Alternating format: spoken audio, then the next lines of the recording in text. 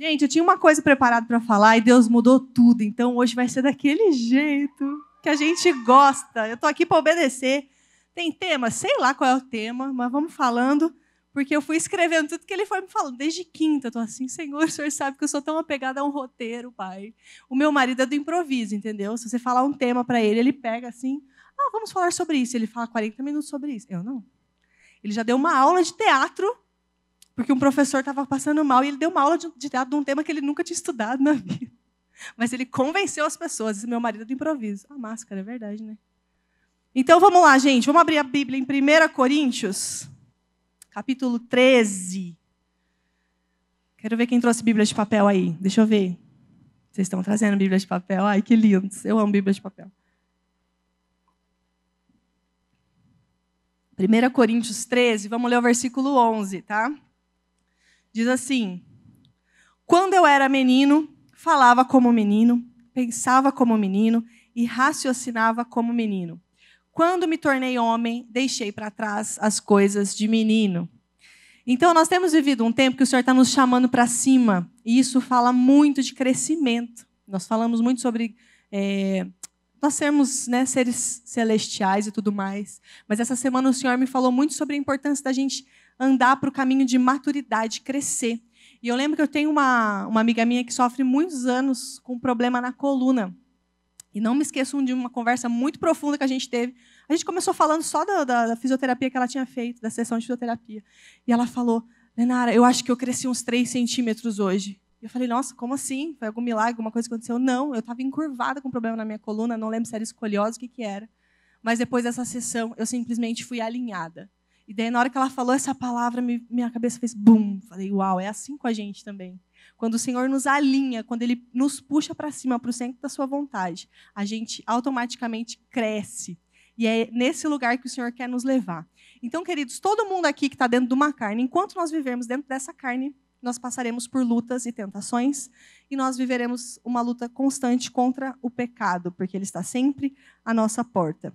Mas hoje a gente não vai falar sobre o quanto o pecado é grande, o quanto o pecado é difícil, mas sobre o quanto nós não crescemos e por que nós não crescemos. Então, por que a gente... Vamos botar aqui, maturidade espiritual é equivalente à intimidade com Jesus. Então, quanto mais eu conheço Jesus, mais fácil fica para mim vencer o pecado. Ele me dá ferramentas, ele me capacita, ele me leva para esse lugar de maturidade. Então, o pecado é do mesmo tamanho para mim do que é para uma pessoa que acabou de se converter? Não, para ele vai ser mais difícil. Então, se você colocar uma criança aqui do tamanho do Nicolas, ele vai olhar para esse púlpito aqui e para ele vai ser tipo um monstro, é muito difícil. Filho, pega isso aqui e leva para baixo. Não. Agora, se eu pego o menino mais alto aqui desse lugar, quem tem mais de 1,80 m aqui? Aí, eu falo assim: gente, você pode, por favor, pegar essa mesinha para mim? Ele vai pegar, vai pôr nas costas e vai levar onde for. Por quê? Porque ele é grande, ele já é maduro. Então, da mesma forma, queridos, o Senhor nos chama para esse lugar de maturidade, para que a gente possa vencer as coisas. Então, se você tem muito tempo de caminhada com Cristo e o mesmo pecado te assombra, tipo, há 10 anos, tem alguma coisa de errado com você. Você precisa fazer um tratamento de crescimento, porque você não está crescendo. E isso é preocupante. A gente vem de uma cultura enganosa na igreja, onde é comum você ver as pessoas repreendendo o pecado, mandando o diabo correr com o seu evangeliquez, está amarrado em nome de Jesus. Sai, pecado, show Satanás. Mas a pessoa mesmo não cresce no conhecimento de Deus e não procura crescer. Isso é o crente místico e não adianta nada. O diabo ele não corre de vida oca, ele corre de vida santa. Então a gente tem que procurar ter uma vida santa diante do Senhor. Então só as nossas atitudes, só a nossa sombra, o diabo já vai sair correndo. Você não precisa falar nada. Olha que legal. E a gente dá muita vazão à nossa fala, ao nosso evangeliquez e às nosso misticismo cristão, mas não é isso que o Senhor quer de nós. Vamos abrir agora 2 Pedro, capítulo 3. 2 Pedro 3, 18. São 2 versículos chaves aí sobre crescimento. 2 Pedro 3, versículo 18. Diz assim: antes crescei na graça e no conhecimento do nosso Senhor e Salvador Jesus Cristo. Antes, crescei na graça e no conhecimento de nosso Senhor e Salvador Jesus Cristo. Nós recebemos a graça de uma vez Porque um dia você veio aqui na frente e aceitou Jesus, ou então você nasceu num lar cristão e escuta de Jesus desde pequenininho. Então você recebeu, você foi introduzido. Mas não para por aí, você precisa crescer, desenvolver a sua fé, você precisa estimular esse crescimento, porque senão você fica estagnado e a sua fé não é desenvolvida. E aí você vê uma pessoa que é recém-convertida, queimando por Jesus, Deus fazendo um milagre através da vida dela, e você fica assim, por que comigo não? Por que você não está desenvolvendo a tua fé? O Senhor está olhando para a terra, procurando aqueles que querem, para Ele derramar, aqueles cujos corações são totalmente dele. Opa, esse é meu. Ah, mas Senhor, ele só tem 3 anos de conversão. Não interessa, esse é meu agora, eu vou usar ele. Amém? É assim que o Senhor faz. Nós precisamos caminhar para um lugar de crescimento. Outro texto, Gálatas 5,16. Por isso digo, vivam pelo Espírito, e de modo nenhum satisfarão os desejos da carne. Então, maturidade espiritual não diz respeito à idade, diz respeito ao quanto nós correspondemos aos desafios que o Senhor coloca na nossa frente. E daí nós vamos sendo alinhados. Lembra sempre dessa historinha da coluna. Se a gente fica curvado, parece até que a gente é pequeno, mas quando o Senhor nos puxa, Ele nos alinha e a gente cresce. Então, falei da nossa luta contra o pecado, que é aquilo que mais nos impede de crescer, né? A gente dá 5 passos para frente e aí cai em pecado, parece que retrocedeu. É aquilo que mais nos separa de Deus. Não sei qual é o seu pecado, não sei qual é a sua luta, mas é o pecado em geral. Então tem um texto-chave, gente, que eu vou pedir para vocês abrirem. Hoje vai ter bastante Bíblia. Tiago 1. Esse texto vai nortear aqui o restante da nossa palavra. Tiago 1, 14 e 15. Que ele mostra ali o mapa do pecado, por onde ele começa a ser concebido até o momento que é dado à luz. Diz assim, Tiago 1,14. Cada um, porém, é tentado pelo próprio mau desejo, sendo por este arrastado e seduzido. Então, esse desejo, tendo concebido, dá à luz o pecado. E o pecado, após ser consumado, gera a morte. Então, onde é que começa, gente? Na mente. É o próprio mau desejo. Do que você está enchendo a sua cabeça? Ai, mas Leonardo, eu estou passando muita tentação. Mas o que você está se expondo para você passar por essas tentações? Você concorda comigo que muitas vezes você está de boa e começa a vir coisa na tua memória? E aí você quer repreender o diabo, mas vem cá, vem na tua memória algo que está no teu acervo. Em algum momento você acessou essas coisas, seja pornografia, seja algum filme que está mexendo demais aí com o teu hormônio, ou alguma coisa que você está lendo, assistindo, que está te deixando muito triste. Eu já vi pessoas que estavam com começo de depressão, começaram a ver uma série, afundaram. Ou começaram a ler um livro, nossa, vai para a bad. Então, o que é que você tem acessado? O que é que você tem exposto à tua mente? Qual o conteúdo que você tem consumido? Seja na internet, seja nos teus momentos de lazer, offline. O que é que você tem enchido a tua mente? Porque o pecado começa aqui. Nós somos tentados, esse texto diz, pelo próprio mau desejo. Então, a gente precisa encher a nossa cabeça, queridos. E cuidar com aquilo que os nossos olhos olham, com aquilo que a gente oferece para os nossos olhos. Amém? Depois disso, nós somos tentados. E aí a tentação, o antídoto é vigiar, que é um texto que está aqui, ó, Mateus 26, 41. Vigiai e orai para que não entreis em tentação. Não quer ser tentado? Anda em vigilância. O que é andar em vigilância? É o tempo inteiro estar se perguntando, será que eu devia estar aqui? Opa, peraí, será que está certo isso? Será que essa amizade é de Deus? Será que eu preciso dar uma... O tempo inteiro questionar os impulsos da sua carne. Vigia, que é uma frase que vocês escutam muito, né? Vigia, crente. Então, a gente precisa vigiar, e a vigilância é aquilo que nos blinda de sermos tentados. Significa que a gente não vai ser tentado? Não, porque a gente não consegue ficar vigiando o tempo todo. Nós tentamos, mas nós somos carne. Quando você vê, você já está passando por tentação. Passou por tentação, o que a gente precisa? Frear. Então, diz assim, se estamos fracos, caímos em tentação e pecamos. Esse texto diz. Então, esse desejo, tendo concebido, eu acho legal porque parece uma gravidez aqui mesmo, ele foi concebido e aí ele dá a luz ao pecado. Então, precisa do desejo, precisa alimentar esse desejo, aí ele encontra em você a falta de temor, encontra em você um espírito fraco, aquele mês que você nem orou direito, não jejuou, não buscou a Deus, você está fraco. Claro que a tua carne está mais forte. E aí você peca. Então, assim, gente, é muito fácil colocar a culpa em Adão. Ah, nós somos seres adâmicos, nós pecamos mesmo. Não. Jesus morreu para quê? Para a gente ter uma nova natureza, é ou não é? Então, beleza, viemos de Adão, porém Jesus veio e mudou tudo. Ele nos deu uma opção. Eu tenho uma opção de andar em santidade. Então, eu não vou colocar as coisas na conta de Adão. Amém? O Senhor nos chama para andar nesse lugar de santidade em luta constante contra o pecado, e não somente em luta, queridos, mas em vitória, amém? É muito fácil a gente falar, nós estamos, ai que luta, a gente precisa andar num lugar de vitória. E a palavra está cheia de dicas para a gente, como é que a gente pode fazer para conseguir isso no nosso dia a dia.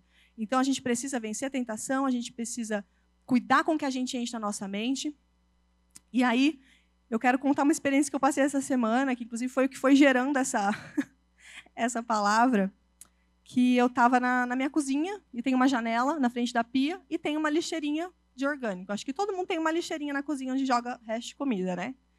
Que a gente tenta não misturar o orgânico com o reciclável. Eu tento, né? Meu marido, ele sempre joga papel de bombom no orgânico, mas enfim. Estou tentando ensinar ele. E aí tinha uma mosca, gente, abençoada. Essa semana, antes de ontem, ainda estava calor, né? Eu odeio mosca com todas as minhas forças. E essa mosca estava ali em volta daquele lixo, tirando a minha paz. E aí eu, enfesado com aquela mosca, de repente eu ouço uma vozinha. Por que você não tira o lixo, querido? Tira o lixo, que a mosca vai embora. Nossa, é mais inteligente mesmo a gente fazer isso, né? E aí, na hora, o Espírito Santo me falou, Lenara, é isso que tem acontecido com a tua geração. A gente simplesmente se incomoda com as moscas, mas a gente não tira o lixo. O que é a mosca? É aquilo que denuncia o pecado. E o que é o lixo? É o próprio pecado.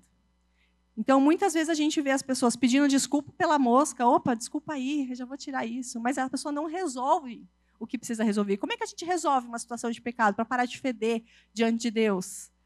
Para a gente voltar a ser suave, uma oferta suave, cheirosa das narinas dele. A gente se arrepende, pede perdão, se aposta daquilo que Jesus já fez e a gente retoma. Um exemplo, gente, do que eu falei aqui de gente que pede desculpa pela mosca, mas não resolve o lixo, é o episódio que aconteceu recentemente com aquele deputado que foi para a Ucrânia fazer turismo sexual. Vocês sabem, vocês viram, né, essa história? Vocês não viram essa história? Sério, gente. Quem sabe dessa história? Do deputado Arthur Duval. Ah, menos mal. Se não fosse ninguém, eu ia ficar preocupado. Vocês não estão nesse mundo. Vocês estão sabendo que está rolando uma guerra na Ucrânia, gente? Ai, que bom. Fico mais aliviada. Então, galera, esse deputado ele estava com uma candidatura aí já engatilhada, mas deu ruim para ele. Por quê? Ele foi para a Ucrânia para fazer o bem lá, para angariar recursos, para ver como é que estava a galera, foi com uma turma, enfim, né? Fazer conteúdo para vender a campanha dele, né? Mais ou menos por aí. Porém, vazou um áudio dele que ele mandou para os amigos dele, falando absurdos das mulheres ucranianas, que elas eram fáceis porque elas eram pobres. Essa é somente uma frase que ele falou muita coisa baixa. Confia em mim, tá? Não precisa vocês ouvirem esse áudio. Mas é que eu achei que vocês realmente tinham visto porque vazou bastante, foi falado bastante na imprensa.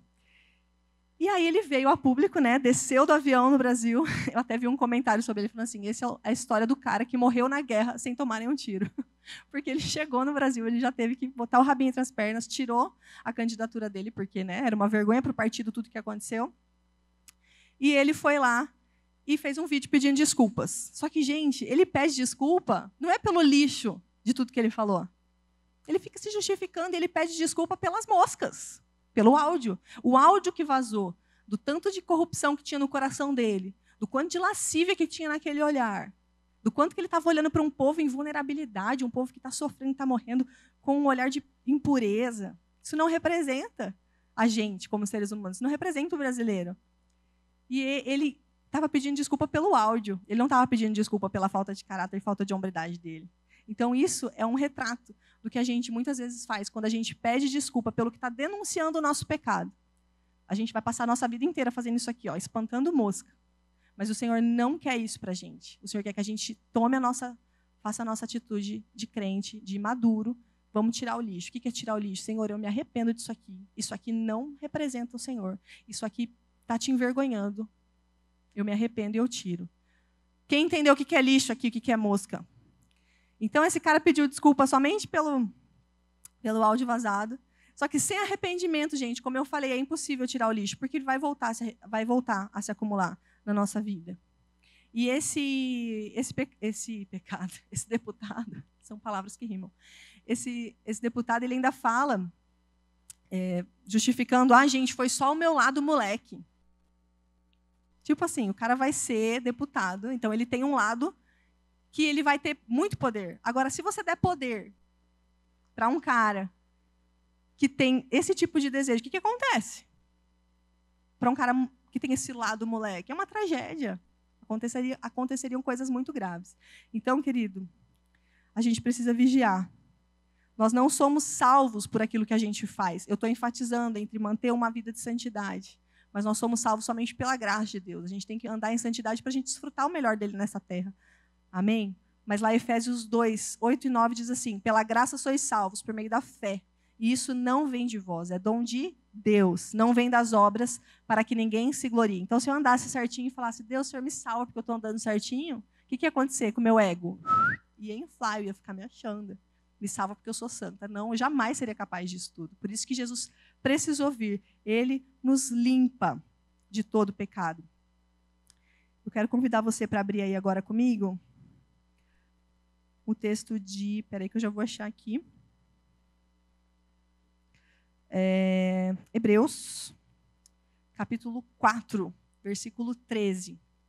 Que é uma das coisas que eu acho que falta para a gente na hora da nossa maior luta contra o pecado, que é falta de consciência da presença de Deus. Hebreus 4:13 diz assim: nada em toda a criação está oculto aos olhos de Deus. Tudo está descoberto e exposto diante dos olhos daquele a quem havemos de prestar contas. Uma vez eu vi uma entrevista de um gringo aí de um outro país que participou de um reality show, que ele era filmado o tempo inteiro. E ele falou, se eu soubesse que não tinha câmera naquele momento, estava brigando com um cara lá. E ele falou assim, se eu soubesse que não tinha câmera, se eu estivesse na minha casa, numa balada, em qualquer lugar, que é a galera promíscua que participa dessas coisas, eu matava aquele cara naquela noite. Porque eu estava bêbado, eu estava virado e eu ia fazer isso. Agora, o que segurou ele? A consciência de que ele estava sendo assistido. Ele falou, não, eu não posso ser assistido. Eu não posso ser assistido cometendo um crime, senão eu vou me lascar. Então, muitas vezes, a gente perde a consciência de que a gente está sendo assistido o tempo inteiro. Esse texto nos garante isso. Nada está oculto aos olhos de Deus. Você tem noção que o Senhor está com uma câmera te vigiando o tempo inteiro? E que se você quer pagar de crente aqui na igreja ou na célula, mas você tem uma vida dupla, de pecado lá fora, o Senhor está vendo? Isso deve te encher de temor, querida. Eu não estou falando isso aqui para envergonhar você. Estou falando isso aqui para você saber que existe chance para você retomar, resetar isso na tua vida. O Senhor não quer isso para você. Então, quando cai essa ficha, peraí, os olhos do Senhor estão sobre toda a terra.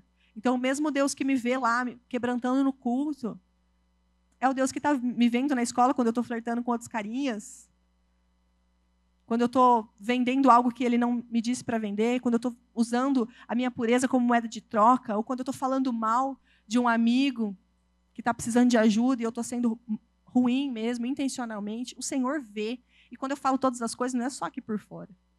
Não é só Big Brother. Não, Ele vê a tua intenção também. Muitas vezes a gente não faz o mal, mas a gente está maquinando aqui na nossa mente. E o Senhor vê todas as coisas. Então, o que eu acho que falta para a gente? É falta de noção da presença do Senhor, consciência da presença dEle. Tem um texto de Provérbios que eu amo, que é 9:10, que diz, o temor do Senhor é o princípio da sabedoria. O temor é aquilo que nos freia, querido. Muitas vezes a gente não está numa fase de muitos amores para Deus. São estações que a gente passa. A gente não está morrendo de amor por Deus todo o tempo. E eu sei que na adolescência isso é ainda mais evidente, altos e baixos. Um dia você está queimando, outro dia você passa uma semana que não quer fazer nada. Isso acontece, são fases, são estações.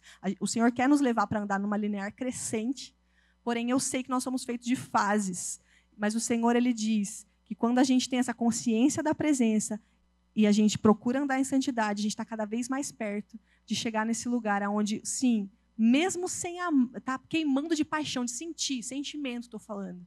Nós temos o temor que nos freia muitas vezes. Não, eu não vou fazer isso. O Senhor está aqui, o Senhor está vendo. Eu não vou pecar contra o Senhor. Amém? Que a gente tenha no nosso coração sempre essa noção de que nós precisamos vigiar o tempo inteiro para não pecar. E como é que o pecado se apresenta para a gente? Ele se apresenta muito sutil e ele se apresenta como um flerte. Quem sabe o que é flerte aqui? Flertar é tipo paquerinha. É aquele momento, querida, que mesmo de máscara, eu sei que com máscara é mais difícil, mas é aquele momento, falando para as meninas agora, mas os meninos também vão me entender, que você, menina, percebe que tem alguém te olhando. Aí você olha de novo, ele continua olhando. Aí você olha de novo, ele está olhando e sorrindo. Aí você já ficou vermelha inteira, já dá uma arrumada no cabelo aqui. E aí você fala, ai, Senhor, será que eu olho de novo? Não sei o que. Aí você conversa com um amigo aqui, aquele cara tá me olhando, tá olhando para cá. Ai, meu Senhor da glória, o que será que ele quer? E aí você olha de novo, de baixinho, e vê que ele está conversando com um amigo e olhando para você, falando de você, o que será que ele está falando de você? E aí por fora você está só vermelho, mas por dentro você está conjecturando um monte de coisa. Será que ele está gostando de mim? O que será que ele quer comigo? Meu Deus, se ele conseguir meu WhatsApp e mandar mensagem para mim, quantos minutos eu vou ficar sem responder para fazer jogo duro? É ou não é? Não vou responder, vou fingir que não vi. Isso é um jogo, gente. Isso é um jogo. E todo mundo eu sei que já passou por isso aqui, por isso que eu estou falando, tá? Vocês estão fazendo cara de que, ai, não sei, sou santa, nem olho para ninguém, mas eu sei que vocês já passaram por isso. Por quê? É só uma olhada, não é nada, entendeu? E é dessa mesma forma, sutil e inocente, que o pecado se apresenta para a gente. Muito sutil, muito inocente. Não é nada, é só um olhar, é só uma possibilidade. A nossa cabeça ferve de possibilidade. Cara, ele é bonito, ele está olhando para mim. Nossa, então eu devo estar muito gato. A autoestima vai lá em cima. Vai para casa feliz. Aí depois você descobre que ele estava olhando para a menina que estava ali na frente, não era para você. Ai, gente, sério, aconteceu comigo. Vamos lá. Vou dar um exemplo de como que o inimigo faz. Um exemplo que eu passei, tá? Eu tenho minha loja preferida, uma das minhas lojas preferidas, que é a Hering. E eu tinha ido na Hering comprar uma blusinha, que na hora eu gostei. E essa blusinha, ela estava custando R$ 49,90 com aquele selinho vermelho. Ou seja, baixou o preço. Selinho vermelho, as minas pira, né? A gente ama um descontinho. Levei para casa. Só que quando eu levei para casa, falei, ai, gente, provei com outras calças. Falei assim, nossa, eu acho que eu vou trocar. Não gostei, não rolou. Ainda bem que eu não tirei a etiqueta, vou coisar. Vou trocar. Quando eu olhei a etiqueta, eu falei assim, nossa, quero ver quanto que custava. Vou tentar tirar aqui sem estragar, ver quanto que custava. Na inocência, gente. Até aí foi muito na inocência. Quando eu tirei, eu vi que o preço embaixo estava R$ 79,90. Falei, não, fiz um bom negócio, estava R$ 79,90. E aí eu olhei bem para a etiqueta, ela estava simplesmente intacta, não parecia que tinha adesivo nenhum em cima. Nessa hora começou o flerte de Satanás comigo. Vocês podem imaginar o que Satanás começou a me falar com aquele olhar sedutor que ele se apresenta? Vocês podem imaginar comigo? Lenara, olha que legal, você vai ganhar R$ 30. Você vai na loja, pode ser em outra Hering para não dar pinta, porque tem Hering todo que é shopping. Você vai em outra Hering e fala assim, moça, eu quero trocar. Paguei R$ 79,90. Eu quero trocar num item desse valor. Seria justo? Seria honesto? Quanto que eu paguei? R$ 49,90. Mas aí a etiqueta diz, não, moço, está aqui, ó, o sistema de vocês deve estar com problema. Eu paguei R$ 79,90. E eu comecei a conjecturar tudo isso na minha cabeça. Daqui a pouco, quando eu saquei a cilada que o diabo estava querendo me colocar, eu já rasguei aquela etiqueta. Falei, show da minha vida financeira, Satanás, seu sujo. Para de olhar para mim e piscar para mim desse jeito, porque eu não vou dar legalidade para você entrar na minha vida. Por causa de R$ 30, nem por R$ 3.000, nada. Não vou. Porque, gente, eu vou te falar uma coisa. O diabo, quando ele quer seduzir a gente, ele conta uma série de mentirinhas, e são mentirinhas muito plausíveis, tá? Ele não fala coisa absurda que você fala, nossa, isso é o diabo. Ele fala coisas que você fala, nossa, é verdade, vamos lá, vamos conversar. Senta aqui, vamos tomar um café. O diabo fala coisas que são convincentes para a gente, porque a gente não é bobo, a gente tem a Bíblia na nossa mente. Então, o que ele fala para a gente? Começou, filha, termina. Sabe o que o diabo já falou para mim muitas vezes? Você já está pensando nisso, Deus já está considerando você uma pecadora, vai e peca. Concebe logo esse pecado que está na tua cabeça, porque você é podre, você só está só pensando nisso. E o que o diabo te fala, querido, quando você está lá com o seu namorado, muitas vezes, lutando contra a carne? Oh, você já deixou ele passar a mão aí? Vai até o fundo, ele já sabe que você é dessas. Ah, você já ficou uma vez? Agora não tem jeito, todo mundo já sabe da sua fama, fica com outro. Ah, você já viu pornografia essa semana? Por que você está aí querendo se quebrantar?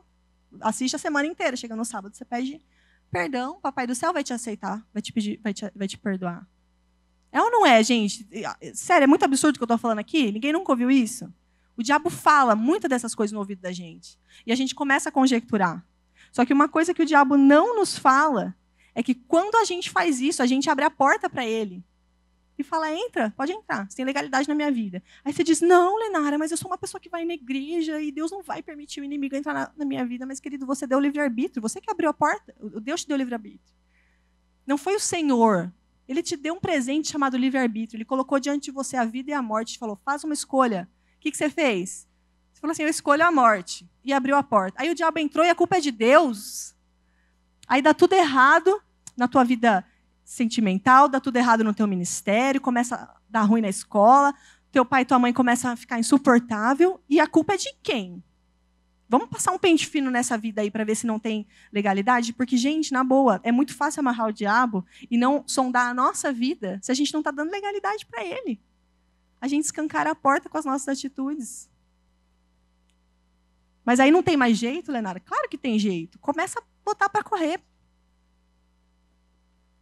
Ele só age, querido, na legalidade. Então, se você está semeando essas coisas, você vai colher. Existe uma coisa chamada lei da gravidade. Vocês conhecem a lei da gravidade? Todo mundo conhece. Significa o quê? Se eu jogar essa máscara para cima, ela vai flutuar? Ela vai cair. Por quê? Porque existe uma lei operando aqui. Vocês conhecem essa lei. Então, tem muito crente que está jogando para cima e, nossa, não flutua, estou orando com tanta fé. Por que não flutua? Tem crente que está plantando limão e está querendo colher ameixa. E está querendo fazer isso com oração. Senhor, em nome de Jesus, transforma. Querido, a lei da semeadura, ela não muda, ela é evidente. Da mesma forma como se você jogar essa máscara, ela não vai flutuar. Se você plantar uma coisa, você vai colher. Então, vamos escolher melhor as nossas sementes? Amém? Porque se a gente quer ter um futuro abençoado, a gente quer ser abençoado nas coisas, a gente não pode esperar cair do céu. Senhor, derrama sobre mim. A gente tem um lugar de responsabilidade. E é isso que o Espírito Santo está me empurrando aqui, tanto para mim entender como para vocês. Amém? Nós precisamos entender a nossa responsabilidade diante desse poder que o Senhor colocou na nossa mão do livre-arbítrio. Então, gente, sério, eu já não sei mais quantas vezes eu e o Rafa atendemos casais, por exemplo, recém-casados que vêm falar para a gente. A gente está com um problema. Eu falo assim, gente, acabou de casar. Geralmente, quem está morrendo de problema é quem está precisando casar. Qual que é o problema de vocês? Estão sentindo falta de alguma coisa? Estão precisando que a igreja ajude? Perdeu o emprego? Não. A gente perdeu completamente o desejo um pelo outro. Eu falei, como assim, cara? Sim, antes de casar não era difícil se conter no namoro? Sim, era muito difícil. A gente tinha muito desejo um pelo outro. Mas depois que a gente casou, foi embora. Nem eu nem ela temos mais desejo um pelo outro. Eles estavam em crise. Eles estavam com a cabeça tipo, quem explica isso? E aí que você vai sondar? Queridos, vocês praticavam fornicação? Fornicação é pecado sexo antes do casamento. A gente praticou algumas vezes. E vocês pararam? A gente caía frequentemente. Então, assim, abriu a porta e o inimigo entrou. E daí vai todo um trabalho de renunciar, de alinhamento. É difícil, é sofrido, mexe muito no emocional. Então, gente, isso que eu estou falando para vocês não precisam passar por isso, entendeu? Tem muita gente que fala assim, nossa, eu preciso pecar para depois eu voltar para a igreja, para eu ter um testemunho assim, massa. Eu era ex-drogado, gente. Jesus mudou a minha vida. Você não precisa disso, gente. E eu já tive essa crise porque eu nunca fui ex-nada. Queria ser ex alguma coisa. Para pegar o microfone e falar, venham ver a pregadora ex alguma coisa. Gente, sério, não precisa. Sabe qual que é o maior testemunho que vocês vão ter para as pessoas? Fulano de tal, aquele que permaneceu. Porque começar é muito fácil, gente, começar as coisas. Você começa a dieta segunda, você começa a fazer curso online, mas a gente não termina. A gente começa a ler livro, a gente não termina. A gente começa com o propósito de fazer jejum de segunda a sexta, terça-feira a gente já esqueceu do jejum. A nossa geração tem esse problema sério de não terminar as coisas, de começar um voto e não cumprir. E em nome de Jesus eu profetizo que isso não vai acontecer aqui com vocês. Vocês vão ser fiéis até o fim. A gente começa e a gente não termina. Então, aqueles que estão dispostos a falar, Senhor, eu vou permanecer. Senhor, está difícil hoje, mas eu não vou cair. Jesus, deixa eu te falar uma coisa, ele não precisa de testemunho bombástico para fazer qualquer coisa através da sua vida. A autoridade é algo que você conquista dia após dia. Você não pede autoridade para Deus, você conquista. E o Senhor, ele dá autoridade para aqueles que são fiéis, aqueles que permanecem. Sim, aqueles que, infelizmente, caíram no pecado e que são ex alguma coisa, vão ser usados poderosamente? Vão. Mas você não precisa disso. Essa é mais uma mentira descarada que o inimigo nos fala. E a gente precisa estar com as anteninhas muito ligadas, com a nossa mente blindada, para a gente não cair nisso. Vamos abrir em Tiago 4. Tem bastante Tiago aqui nessa coisa. nessa parada. Tiago 4, vamos ler o versículo 7 e o 8.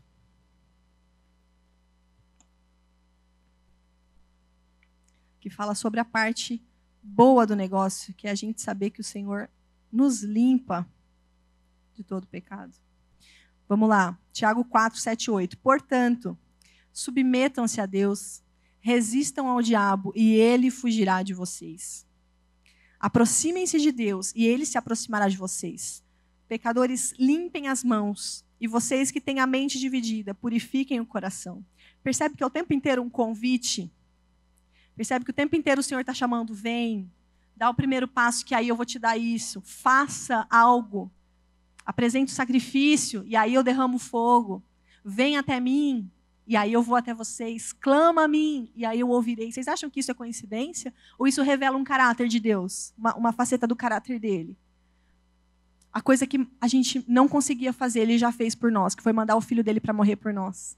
Para livrar a gente do inferno. Ele nos amou primeiro, ele fez essa iniciativa que a gente não paga, nada nessa vida, nessa terra poderia pagar o que ele fez por nós. Então, a partir de agora, a nossa iniciativa é nós clamarmos a ele, ele virá. Esse texto diz, aproximem-se de Deus e ele se aproximará de vocês. Para de ficar reclamando de solidão se você não dá o primeiro passo. Para de falar que o Senhor não fala com você se você não abre a sua Bíblia. E você fica esperando vir um profeta no sobrenatural, botar a mão na tua cabeça e falar alguma coisa. Eu fiz um acordo com Deus, falei assim, Senhor, eu não quero ouvir novidade na minha vida da boca de outra pessoa. A gente tem relacionamento, Senhor. Pode confirmar através de outras pessoas, eu acho lindo. Mas fala comigo primeiro. Não é estranho? Isso me soa tão estranho. Você tem relacionamento com Deus, daí ele precisa mandar outra pessoa para vir te falar uma novidade? A palavra fala que ele não faz nada sem contar os seus profetas. Eu sou profeta. Eu tenho intimidade com o Senhor. Quem quer ter essa intimidade dele falar primeiro com você? E aí quando vem o profeta, eis que não sei o quê, você fala amém. Primeira vez que você escuta, não, Jesus já me falou, mas Deus está usando a tua vida, vaza, aleluia. Você vai para tal país, amém. Você não sabia? Sabia. Porque ele me falou. O Senhor fala com a gente. Gente, como ele nos cerca. Quando você se abre, quando você está fácil para ele. Gente, eu vou te falar. Tinha dias que eu falava assim, caraca, essa semana eu nem tô tão santa assim, o Senhor já está falando tanto. Nossa, eu vou jejuar, então eu vou ver anjo. Porque às vezes o Senhor está assim, ó, eu estou procurando alguém. Vai tu mesmo, porque a galera aqui não está disposta. E aí ele quer se manifestar, ele quer falar, ele quer derramar o coração dele para você. Daí você vai lá, Senhor, essa semana está difícil. Você leu ali um versículo no teu devocional de manhã, enquanto você tomava café antes de ir para a escola. E aí aquele versículo, pá, uma palavra chamou tua atenção. Aí à noite tem célula, a primeira coisa que o líder da célula fala, gente, isso aqui não está na pauta, mas eu estou sentindo de abrir a Bíblia aí no capítulo. E é aquele versículo. Você fala, caraca, é para mim. Deus está falando aí. Até com placa de carro, gente, Deus fala e Deus confirma, com tantos sinais. E quando a gente está nele, a gente vê ele em tudo.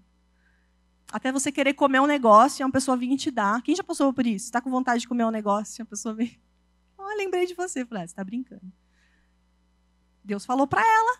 Lembra que eu falei que o Senhor ele revela as coisas? Estou sentindo, a minha amiga acabou de me dar um lip tint ali. Ela falou assim, você tem lip tint? Ai, amiga, está acabando. Senti de trazer um para você. Deus vê minha necessaire, gente. Deus vê a tua necessidade, Deus vê os teus vazios e Ele quer te surpreender. A gente precisa andar nesse lugar de relacionamento, de troca, dele ser o nosso amigo. E aí você vai chegar num lugar onde você vai estar colocando a mão na cabeça das pessoas, falando, o Senhor me revelou isso sobre você, eu quero orar com você. Ou então você vai puxar papo e Deus vai começar a te dar palavras de entendimento sobre aquela pessoa. E aí você fala assim, nossa, como que eu cheguei nisso? Com relacionamento com Jesus. A gente vê essas pessoas fazendo essas coisas quando a gente vai para conferências, ou aqui mesmo no sobrenatural, e muitas vezes a gente fica assim, esse cara é especial, esse cara recebeu um dom. Acho que um dia veio um troço sobre ele, um download divino, e ele foi escolhido por Deus para fazer isso. Gente, nós somos escolhidos por Deus para fazer isso. A gente não foi chamado para ficar sendo crente de vir, sentar e ir embora, vir, sentar e ir embora. Não, cada um de vocês aqui está tocando vidas, pessoas. Eu não conheço os colegas de escola de vocês. Eu não consigo tocar a vida deles. Vocês conseguem ir além do oi, tudo bem, ir além de estudar junto. Ouvir que o amigo está com dificuldade, se dispor para ajudar. O tempo inteiro está acontecendo coisas à nossa volta. E não é aleatório. O tempo inteiro o Espírito Santo fala, ei, se liga. Vamos se posicionar, vamos ser crente, vamos ser luz. Você já acendeu a luz sem querer, num lugar que estava com a janela aberta? Aí você fala, nossa, não está fazendo diferença nenhuma, deixa eu apagar. É ou não é? É assim que muitas vezes a gente se comporta, tendo amizades, gastando tempo só no meio de gente que já conhece Jesus. E a gente não gasta isso aqui de tempo para falar do amor dele com o nosso amigo. Ai, estou em vergonha. Como eu escuto isso? Eu não sou evangelista, Lenária, meu perfil é outro, eu não consigo. Então traz para a igreja que a gente fala, amém? A gente tem tanta programação, a gente vai ter o out de esportes. Chama teu amigo para ir lá jogar. Paga para ele, aleluia, se ele não tiver dinheiro. A gente vai ter muitas programações que são iscas para você jogar, para você pescar essas pessoas, se você tem essa dificuldade. Amém, gente? Vamos encher essas cadeiras vazias aí, de gente que precisa de Jesus, de gente que você sabe que falta isso aqui, ó, para receber ele no coração. Vamos fazer a diferença, amém? E o inimigo, gente, ele quer o tempo inteiro nos acusar, ele quer o tempo inteiro dizer que a gente não é capaz, mas ele vai ser derrotado na nossa vida, nessa geração. E ele não vai ganhar mais espaço na mente de vocês, amém? Eu quero convidar você para abrir um último texto, falando sobre o quanto o sacrifício de Jesus é suficiente para nos limpar quando a gente cai. Salmo 51. Enquanto você abre aí Salmo 51, eu quero te contar o contexto em que esse salmo foi escrito, gente. Quem lembra, quem já conhece a história de Davi, quando ele caiu com Batseba, e aí deu todo aquele rebuliço na vida dele, que era para ele estar na guerra, e aí ele viu a mulherzinha na janela, e começou de graça com a mulherzinha era casada. Quem que lembra? Quem já viu essa história? Amém.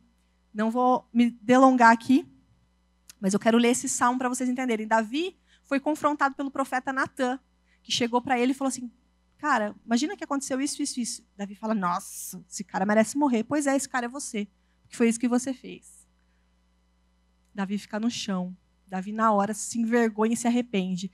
E aí ele escreve exatamente esse salmo quando Natã sai da presença dele. Ele fala assim, tem misericórdia de mim, ó Deus. Por teu amor, por tua grande compaixão, apaga as minhas transgressões. Lava-me de toda a minha culpa e purifica-me do meu pecado. Pois no meu íntimo reconheço as minhas transgressões e trago sempre presente o horror do meu pecado. Nem todas as versões falam isso, o horror do meu pecado. Essa versão que eu li agora, acho que é King James. Eu achei muito, muito sincero de Davi. Se você ler Salmos, você vê ele sempre derramando o coração. Não é sempre flores. Davi é mais melancólico. Tinha vezes que ele ia, né, para o seu período de caverna e derramava seu coração ali. Mas aqui ele fala, eu trago sempre presente o horror do meu pecado. É como se o Senhor tivesse permitido ele sentir o cheiro que estava subindo nas narinas dele. Tipo, Davi, não está legal. Isso está fedendo, isso é lixo. E outra coisa que me destacou nesse texto aqui, que ele fala assim, ó, lava-me de toda a minha culpa e purifica-me do meu pecado.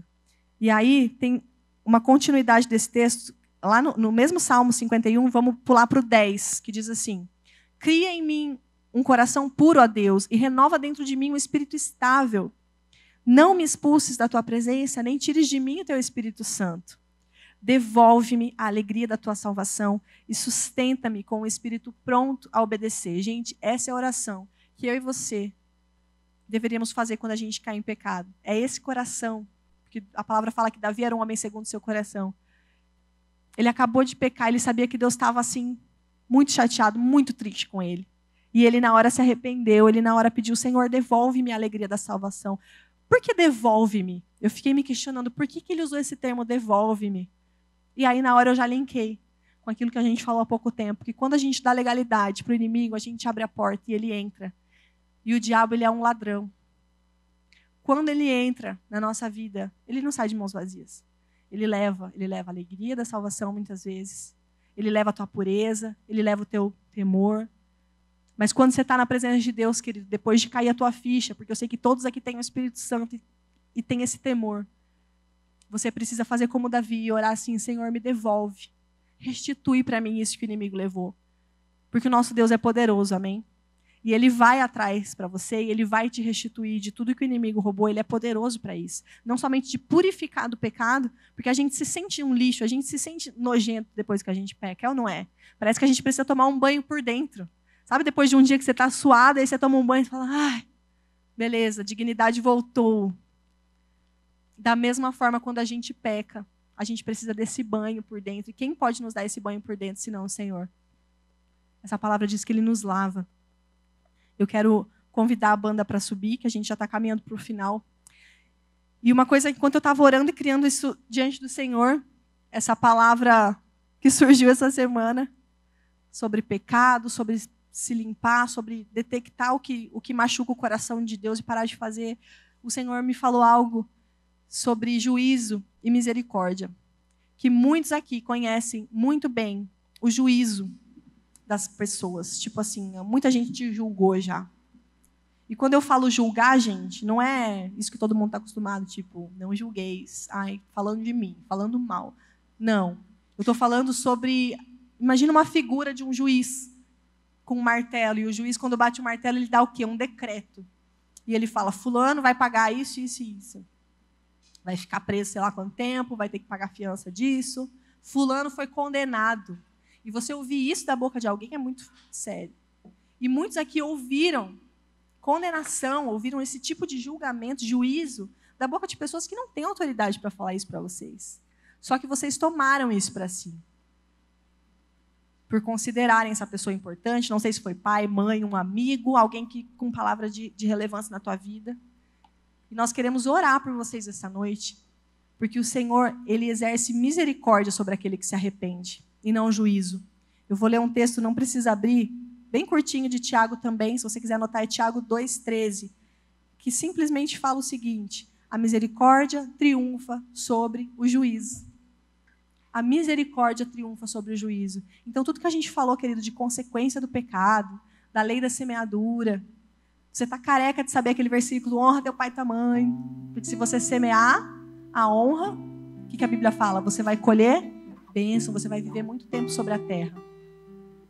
Ah, então se eu for um péssimo filho, desonrar meu pai e minha mãe, o contrário também vai acontecer? Sim. É a lei da semeadura, mas esse texto ele nos dá uma esperança, no sentido de que o Senhor ele não olha para a gente com esse olhar de juiz, antes de olhar para a gente com um olhar de misericórdia. A palavra fala que a ira do Senhor dura um só momento. Eu acho lindo isso. Mas o seu amor dura para sempre.